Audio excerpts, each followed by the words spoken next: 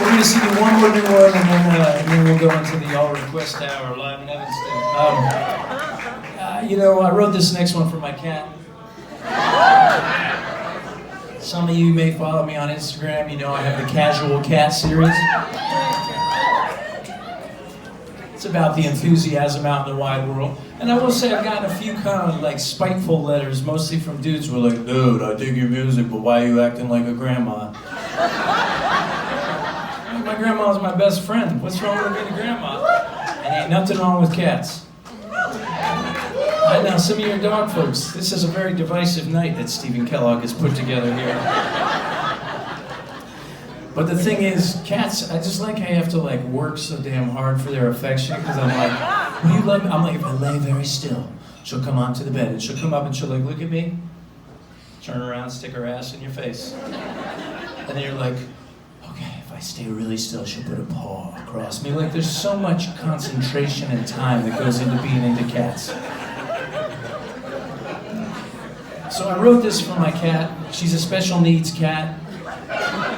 It got to the point where my dad said, son, I think you're doing a pretty good job with your girls, but I feel like this cat's gonna break you.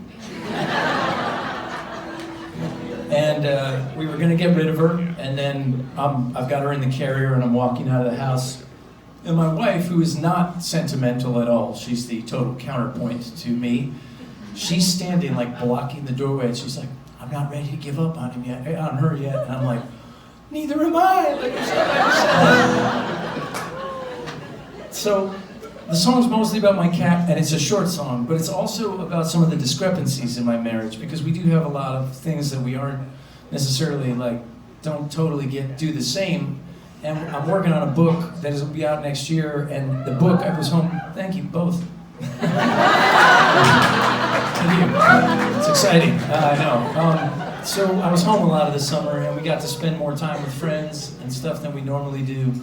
But I would find that we would go out, and I like my friends, and I like going to dinner parties and stuff. But then there's a point where I have to leave, or I'm going to turn into the Incredible Hulk. And I'd be like, hon, I got to run, and she's like, okay, just a minute. I'm like, no, I'm out. I will be standing out in the bushes, and you come meet me when you're prepared to.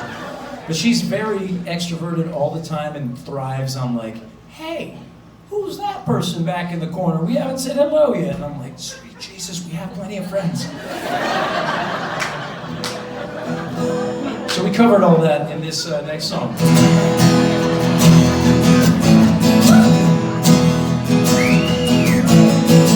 Remember when we got high behind the house by the garage so the kids would not find out? The cat's on Prozac and no one seems to care. The party's packed but you feel like no one's there.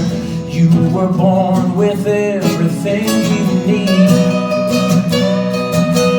so wear that heart of yours on both your sleeves. A mother's holding her baby on the plane. The kid is crying, the businessman complains. You hear the whispers and see the eye rolls too. I guess we all got some growing up to do. You were born with everything you need, so wear that heart of yours on both your sleeves. They'll get the best and the worst of you. There'll be some days that you can't get through, but please wear that heart of yours on both your sleeves. You give your heart to someone because it's yours to give, and only when they break it do you realize what you did.